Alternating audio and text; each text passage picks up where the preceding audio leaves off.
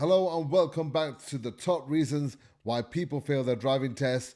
And we are on the final one, the top one reason why people fail. It's not making effective observations at junctions. This is the top reason in the country why people fail their driving test. Now, what must you be able to do? According to the DVSA, you must always make effective observations before moving into a new road. Make sure it is safe before proceeding.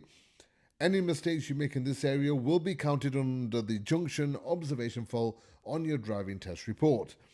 These are some examples of what mistakes people make towards this fault. So let's have a look at some of the reasons, and then we'll give you some more examples as we go along. So one of the scenarios that they've given us here is failing to judge the speed of an approaching vehicle.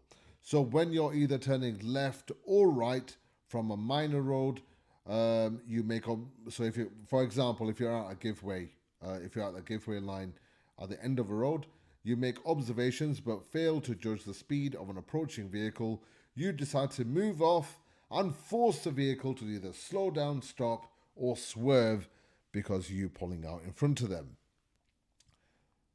I don't think I need to explain anything more on that. I think that's kind of self-explanatory. So,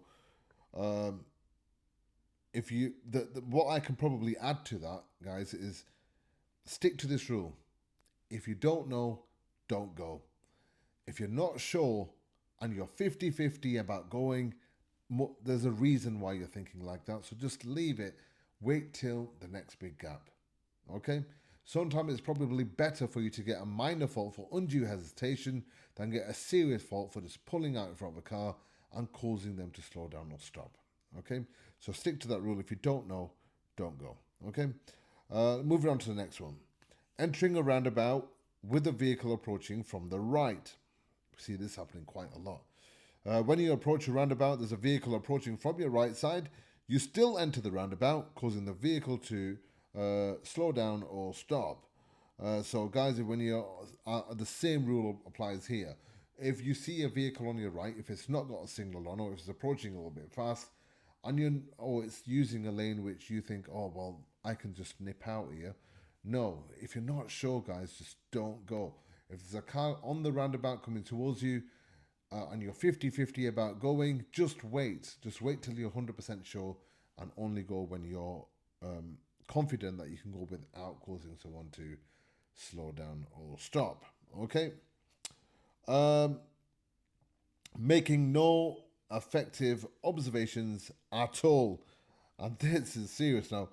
Making no effective observations at all basically means that when you're emerging from a junction, you make no observations at all and you just end up driving straight out the junction without even looking left or right. This is a vehicle approaching from the left or the right has to do an emergency stop to avoid hitting you. I mean, this is a serious case of not observing. If you just end up driving straight out into a road without making any observations at all, and the driver the examiner has to use a dual controls on you to stop the vehicle, then it could even go down as a dangerous fault. Moving on to the next one, making no observations when joining a dual carriageway from a slip road. So when you're on a slip road to join a dual carriageway, you enter the dual carriageway without making any observations or do not give way to the traffic on the main carriageway. Many people actually think that because they're on the slip road and joining a dual carriageway, that the cars on the dual carriageway must move out the way and let them on. That is so far from the truth. If you're on a slip road joining a dual carriageway, the people who are already on the dual carriageway do not have to give you way if they don't want to. A lot of people do it out of courtesy, and that's up to them. But they actually don't have to. So it's your job to make sure you observe properly and you flow with the speed of the traffic, so you can easily fit into a safe gap without causing people any issues. Going straight ahead at a crossroad. So when you're approaching a crossroad, you do not recognize that it's a junction. You emerge and cross the crossroad without making any observations to the left or the right at all. So if you're going straight ahead at a crossroad, this could be marked or unmarked, and you don't recognize it as a crossroad. You just think, well, it's just a straight road. I'll just keep going. Then you will get a serious fault for not observing. So be careful on that. Another one is looking too late, and we see this a lot from learners who say, "But I did look." I'd be like, "You didn't check." "Oh, but I did." Yes, okay, you did check, but you looked too late. And this is another one, looking too late. So when you emerge from a junction, you've already committed to going, and then you look too late to the left or the right for the observations to even be effective, as you've already committed to going. So if any of my learners are watching, please, when I tell you you've not observed, um, it it will. Although you have observed, sometimes it could be because you observed too late. So you've already committed to going before you started looking, and if a car was coming, there's pretty much nothing you can do about it. You would practically be spectating it going straight into your car or watching them do an emergency stop to avoid hitting you. So do check if you can't see clearly, peep and creep forward, and only go when you're 100% sure that it's safe to go. And let's just have a look at this. So another reason is repeatedly not looking left when turning left.